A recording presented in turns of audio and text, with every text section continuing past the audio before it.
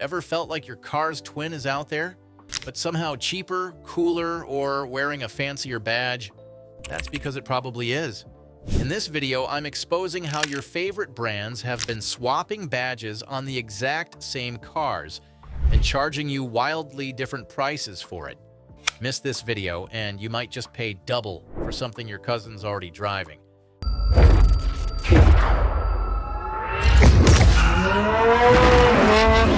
First up, we have the Toyota 86 and Subaru BRZ.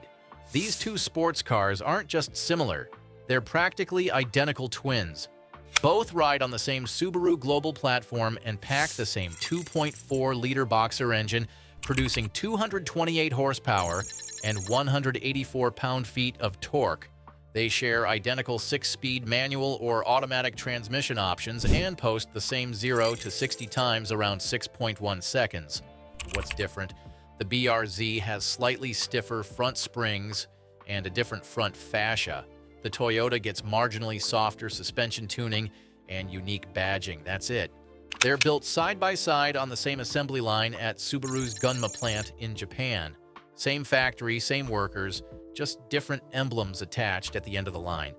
Toyota wanted a lightweight rear-wheel drive sports car, and Subaru had the perfect boxer engine that sits low for ideal weight distribution.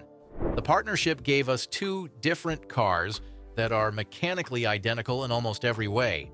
Next, the Ford Escape and Mazda Tribute, a forgotten partnership that lasted an entire decade from 2001 to 2011. These compact SUVs shared Ford's CD2 platform, identical 103.1-inch wheelbase, and the same engine options, either a 2.0-liter four-cylinder with 130 horsepower or a 3.0-liter V6, producing 200 horsepower. Both were manufactured in the same Kansas City factory when Ford owned a significant stake in Mazda. The only notable differences: the Mazda had slightly firmer suspension tuning, and the Ford offered more conservative styling. About 95% of their components were identical. The fascinating part was the marketing. The Escape was positioned as a practical family SUV, while Mazda pushed the Tribute as the sporty alternative. Despite having the same performance specs and capabilities, the partnership dissolved after Ford sold its stake in Mazda in 2008. But for a decade, thousands of buyers chose between two identical vehicles with different badges, often at different price points. The third pair takes us into luxury territory: the Porsche Cayenne and Volkswagen Touareg, first-generation models that shared far more than their parent company. When Porsche decided to enter the SUV market in the early 2000s, they didn't start from scratch. They partnered with Volkswagen to develop the PL71 platform underpinning both vehicles.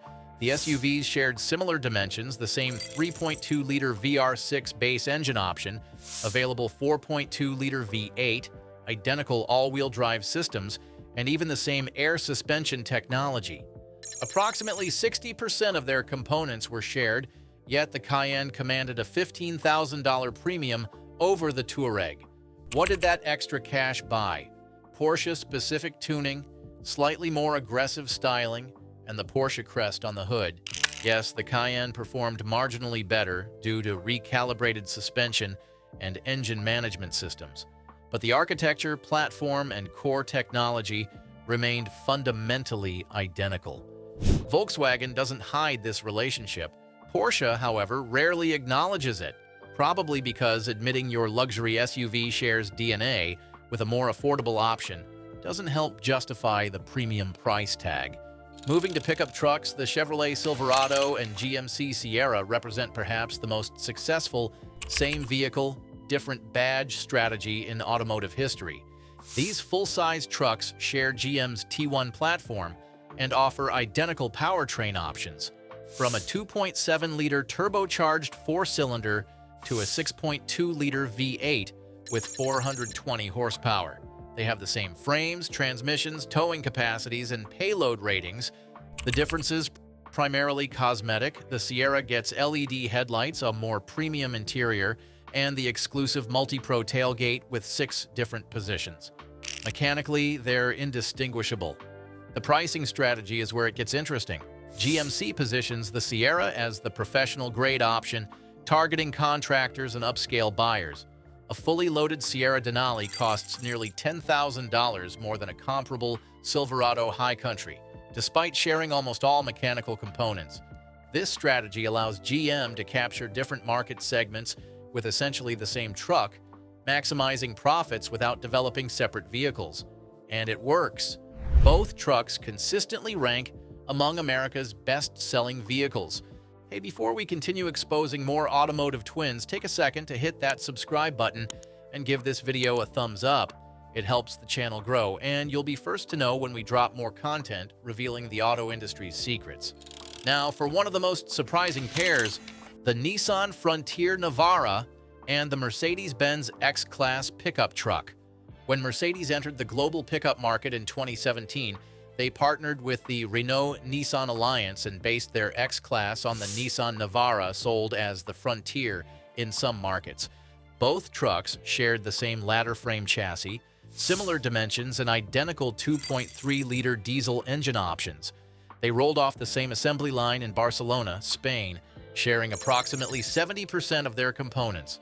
Mercedes did widen the track by 2.8 inches for better stability, completely redesigned the interior with premium materials, and offered an exclusive V6 diesel option. But beneath the luxury veneer beat the heart of a Nissan work truck. The price difference: the X-Class commanded nearly double what a comparable Frontier Navara cost. The market rejected this value proposition, and Mercedes discontinued the X-Class in 2020 after just 3 years of disappointing sales. So even Mercedes couldn't convince buyers to pay luxury prices for a rebadged Nissan. Some badge engineering experiments are just too transparent to succeed. All right, let's examine some seriously expensive metal: the Audi RSQ8 and Lamborghini Urus. Both high-performance SUVs are built on Volkswagen Group's MLB Evo platform and powered by essentially the same 4.0-liter twin-turbocharged V8 engine. The Urus produces 641 horsepower, while the RSQ8 makes 591 horsepower, a difference achieved purely through software tuning. They use identical ZF 8-speed automatic transmissions, similar all-wheel drive systems, and shared suspension components. Both are assembled in the same factory in Slovakia. The difference: about $100,000. The Lamborghini starts around $220,000, while the Audi begins at approximately $120,000. For that extra $100,000, you get more aggressive styling, 50 additional horsepower, and Lamborghini prestige.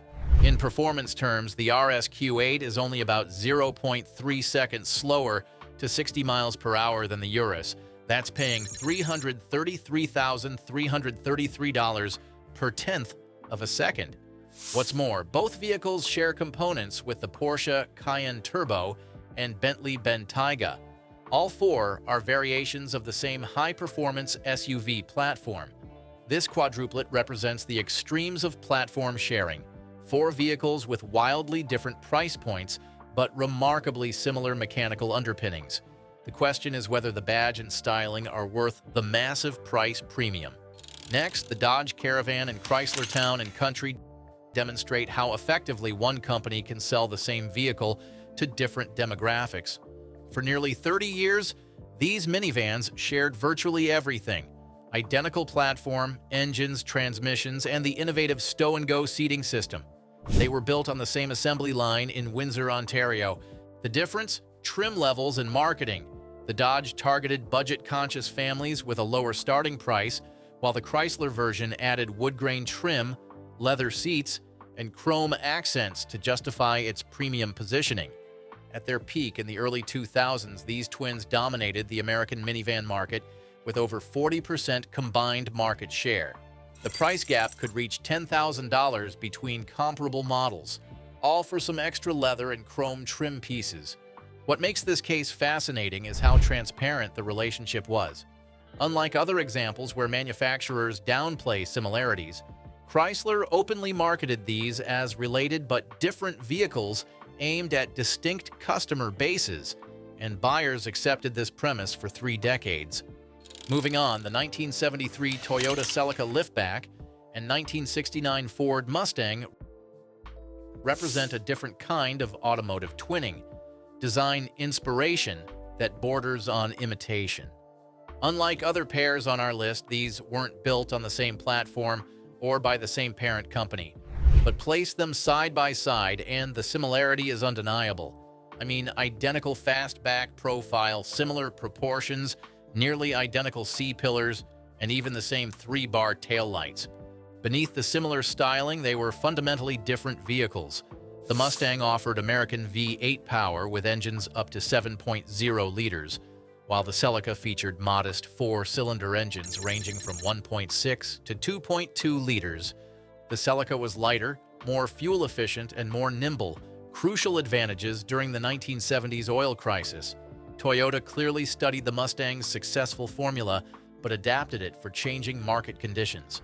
This pair demonstrates how influential designs transcend borders. Toyota didn't try to hide their inspiration. They recognized what made the Mustang appealing and reinterpreted it for a different market and era. Next, the original 1990s Honda Passport and Isuzu Rodeo represent perhaps the most blatant rebadging on our list. When Honda needed to quickly enter the booming SUV market in 1993, they turned to Isuzu for a shortcut. The result was the Passport, literally an Isuzu Rodeo with Honda badges. Same 3.2-liter V6 engine, same frame, same interior, same door panels. The only significant differences were the badges and grille design. Both were manufactured at Isuzu's plant in Lafayette, Indiana. Workers would attach either Honda or Isuzu badges depending on that day's production schedule. What makes this case particularly interesting is how it contrasts with Honda's reputation. Honda built its brand on engineering excellence and developing vehicles in-house. The Passport was an anomaly, a rushed solution until they could develop their own SUVs like the CR-V and Pilot. Today's Honda Passport shares nothing with those original rebadged Isuzus, but for almost a decade, Honda sold an SUV that was, underneath, 100% Isuzu engineering. Our final pair might be controversial, the Toyota Camry and Honda Accord. No, they don't share platforms or parts, but they represent perhaps the most interesting form of sameness, convergent evolution. Both sedans offer nearly identical dimensions within inches of each other. Both come with either a 2.5-liter 4-cylinder or an optional 2.0-liter turbocharged engine producing similar power figures. Both offer hybrid variants with nearly identical fuel economy ratings. Year after year, generation after generation, these competitive sedans have grown more alike. When one introduces a new feature, the other matches it within a model year. When one improves fuel economy, the other finds a way to do the same. What's fascinating is how fiercely loyal buyers are to either brand, convinced their choice is superior when objective measurements show these cars are more alike than different. The Camry might have slightly better reliability statistics, while the Accord has marginally better handling, but these differences have narrowed with each generation. This isn't badge engineering. It's two separate companies arriving at nearly identical solutions to the same problem, building the perfect mid-size family sedan. They've been locked in this parallel development dance for over 40 years, becoming more similar with each iteration. So, which of these brand partnerships blew your mind the most? Do you think automakers should be more transparent about this stuff? Let's talk in the comments. Before you go, make sure to like, comment, and subscribe. And if you want more, click on our other videos. You won't be disappointed. Thanks for watching.